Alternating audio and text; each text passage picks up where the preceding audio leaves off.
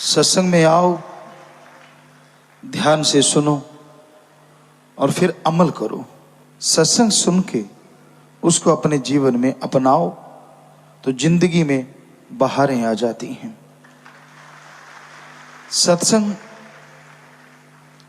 इंसान को वो निगाह बख्शती है,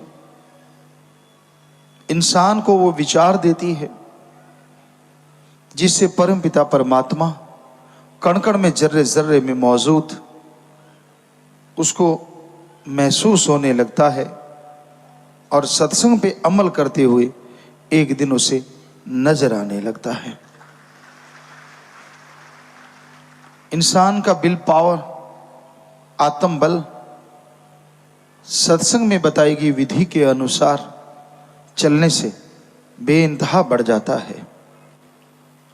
जो इंसान अपने पीर फकीर के वचनों को नहीं मानता, जो इंसान सत्संग सुनने के बाद भी रूहानियत को मजाक समझता है, पूरी जिंदगी मजाक बन जाती है।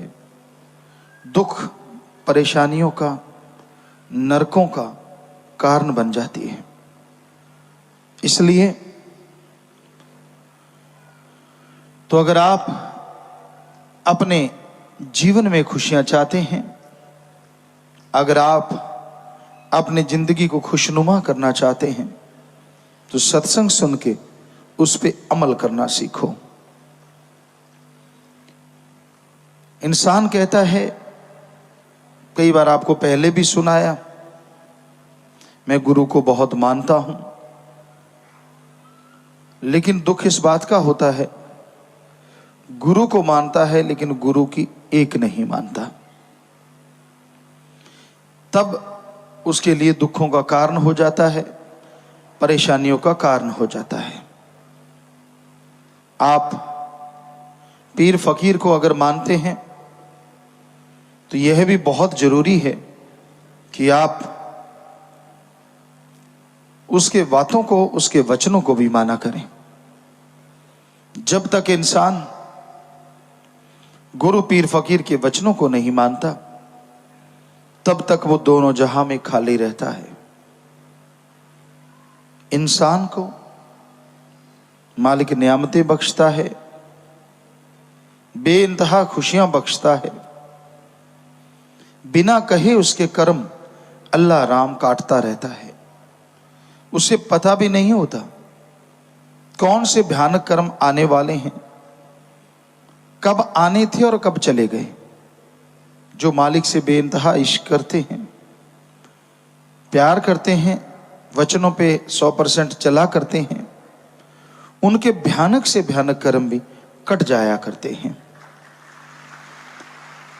इंसान के कर्म कितने भयानक हैं, इसका अंदाजा कोई नहीं लगा सकता। कई बार इंसान सोचता है, मैं सत्संग सुनता हूं, सत्संग में बैठता हूं, मेरे तो कर्म कटते रहेंगे, कोई दो राय नहीं। शास्त्र नाम शाह मस्तान जी दाता के वचन हैं। आप सत्संग में आते हैं, सुनते हैं, बना बनाया सुमरन ले जाते हैं, जो आगे जाके आत्मा के काम आएगा, जो रूह के काम आएगा। पर जीते जी अगर आप आनंद परमानंद चाहते हैं, भयानक कर्मों से बचना चाहते हैं, तो सत्संग सुन के अमल करना 100% जरूरी है। इसमें कोई दो राय नहीं कि सुमन का फल मिलता है, इसमें कोई दो राय नहीं कि आपके कुलों का उद्धार होता है। लेकिन अगर आप खुद उसकी बेइंतहा खुशियों को हासिल करना चाहते हो तो सत्संग सुन के अमल करना जरूरी है।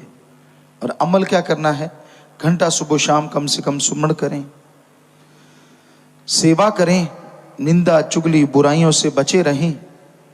मालिक से जोड़ो तो मालिक आपके कुलों को जोड़ेगा, मालिक से तोड़ो तो आप दोनों जहां में भटकते रहोगे, नरक भोगते रहोगे। तो ये वचनों को आप अगर मानते हैं तो बेइंतहा खुशियां हैं।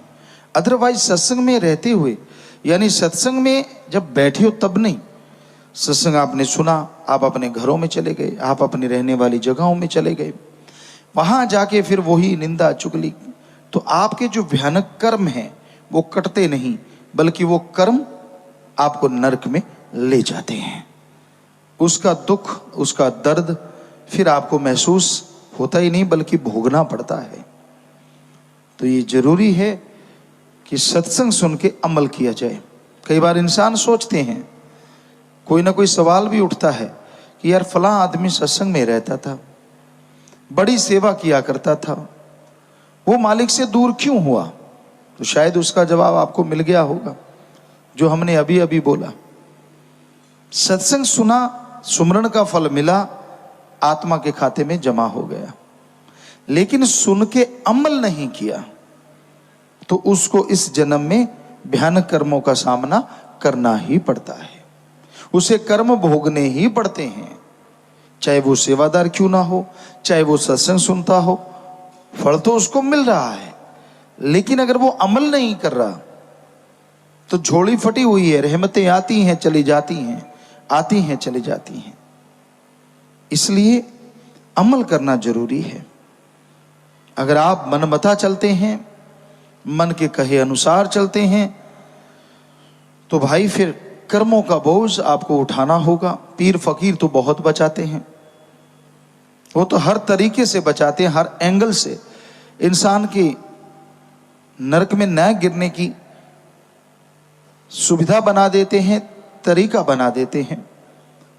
पर कई लोग ऐसे भी होते हैं कि वो संतों के वचनों को सुनते नहीं, मानते नहीं।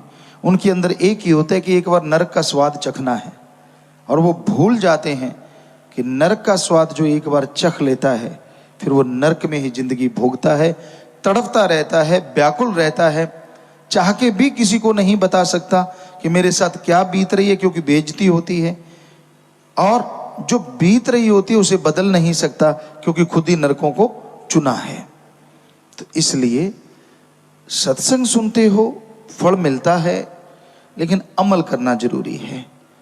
घंटा सुबह शाम सुमरन करो, सेवा करो, भक्ति इबादत करो, उस राम, उस ओम, उस अल्लाह, उस वाहिगुरु गॉड खुदा को याद करो।